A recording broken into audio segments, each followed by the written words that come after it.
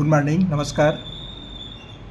एक चर का द्विघात समीकरण, इस इंग्लिश में क्वाड्रेटिक इक्वेशन बोलते हैं। ये एक चर का द्विघात समीकरण, ये अध्याय का नाम है, पाठ का नाम है। ये कक्षा 10वीं के विद्यार्थियों के लिए है। कक्षा 10वीं में एक चर का द्विघात समीकरण या इसी को वर्ग समीकरण ही बोलते हैं।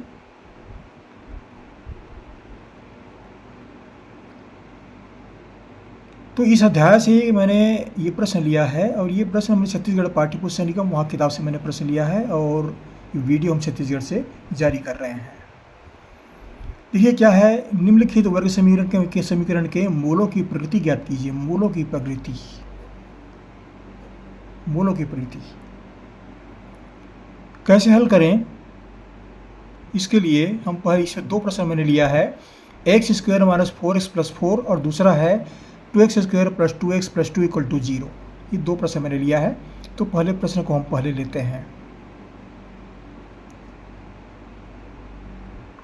वर्ग समीकरण x square minus 4x plus 4 equal to 0।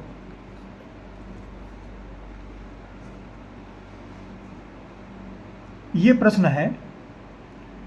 अब देखिए यहाँ पर द्विघात क्यों बोलते हैं, इसका अधिकतम घात कितना है? अधिकतम घात 2 है, इसलिए एक चर का द्विघात समीकरण बोलते हैं। एक चर क्या है? ये x जो है ये चर राशि है, ये एक ही चर है। इसमें अगर y आ गया तो फिर द्विचर हो जाएगा, ये दो चर का समीकरण हो जाएगा, लेकिन ये एक चर है x।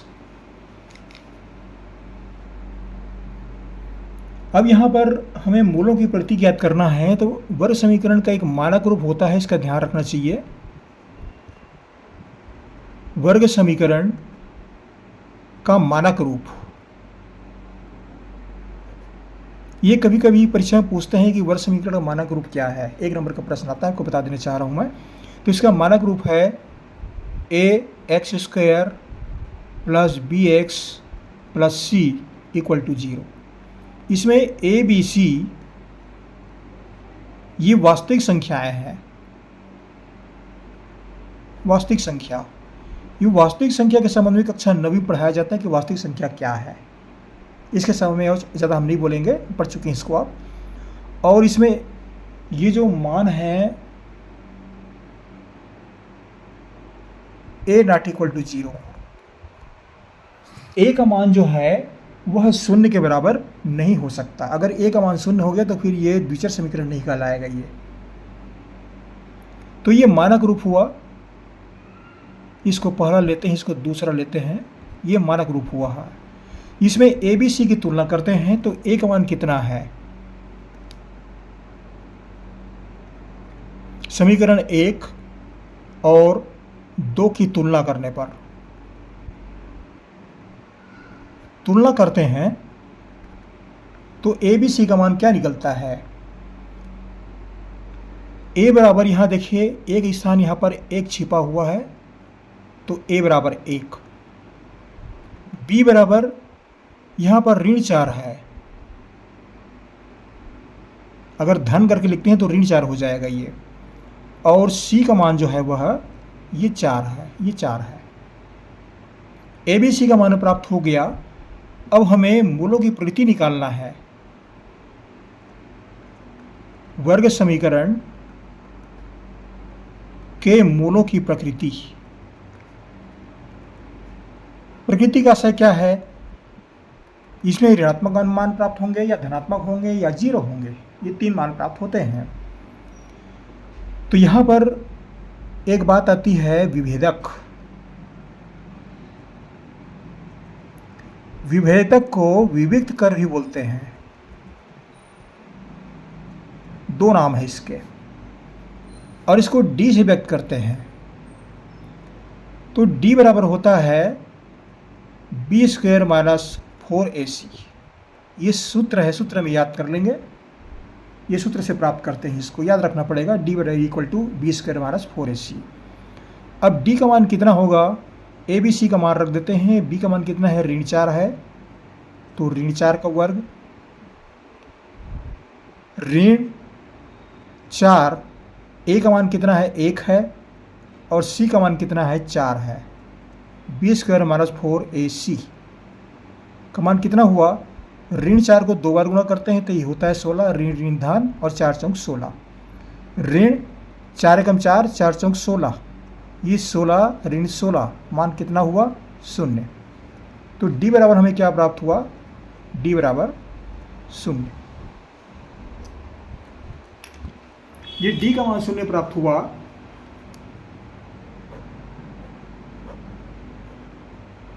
इसका आशय क्या है, इसका आशय ये है कि यदि डी का मान 0 है, डी बराबर 0 है, तो वर्ग समीकरण के दोनों मूल वर्ग समीकरण के दोनों मूल जो हैं वास्तविक और समान होंगे, वास्तविक और समान होंगे।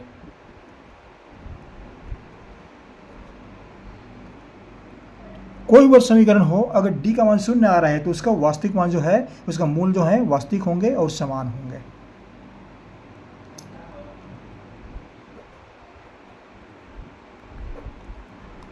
अब दूसरा समीकरण लेते हैं, 2x square plus 2x plus 2 plus 2x plus 2 equal to 0। अब यहां भी क्या निकालना है हमको, वर्ग समीकरण के मूल, वास्तविक मूल क्या है। तो मूल निकालने के लिए इसका मानक रूप लेते हैं, स्टैंडर्ड फॉर्म। ये होता है A X square plus B X plus C equal to 0। इसको 1 मानते हैं, इसको 2 मानते हैं और दोनों की तुलना करते हैं।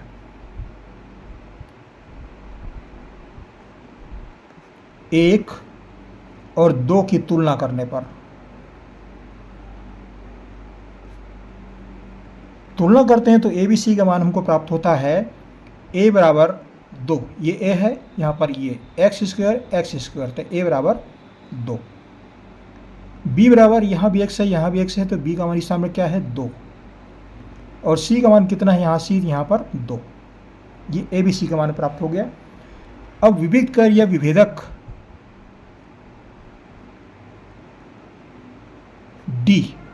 डी का मान निकालते हैं तो बी स्क्वायर माइनस 4ac,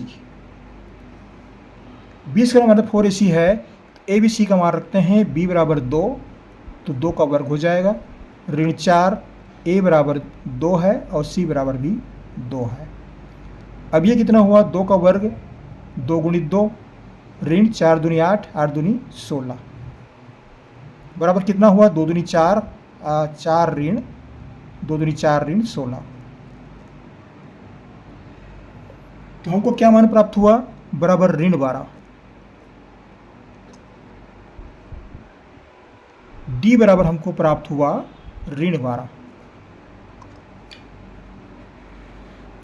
ये ऋण 12 क्या है, विविध कर है, ये विभेदक है। अगर विभेदक ये ऋणात्मक मान है, ये अगर ऋणात्मक मान प्राप्त होता है तो वर्ग समीकरण के मूल डी का मान ऋणात्मक है, तो वर्ग समीकरण के मूल ये हैं काल्पनिक और असमान होंगे, काल्पनिक और असमान होंगे, अलग अलग होंगे, ये कहने का आशा है। तो ये इसका उत्तर है। इस तरह से यहाँ पर हमने क्या देखा, शून्य और ऋणात्मक मान। अब चाहिए धनात्मक मान, तो धनात्मक मान के लिए और भी मैंने प्रश्न हल किए हैं, वहाँ भी अध्ययन कीजिएगा, वहाँ पर जानकारी आपको मिल जाएगी। इसमें 2 कंडीशन हमको प्राप्त हो गए। ये कक्षा 10वीं के विद्यार्थियों के लिए था। आशा करता हूँ ये गणित वीडियो आपके लिए लाभदायक सिद्ध होगा। जहाँ से पढ़ रहे हैं जरूर कमेंट कीजिए कहाँ से पढ़ रहे हैं। हमारे चैनल को सब्सक्राइब करना ना भूलें, सब्सक्राइब अवश्य कर दीजिएगा। ये सहयोग बनाए रखें, पढ़ते रहिए। हमारी शुभकामनाएं आपको, आपका भविष्य उज्जवल हो। हम अगले वीडियो में फिर मुलाकात करेंगे, फिर पढ़ेंगे, एक नया वीडियो लेकर के आएंगे आपके लिए। सब्सक्राइब करना ना भूलें, कर दीजिएगा। आपको हमारी ओर से बहुत बहुत धन्यवाद।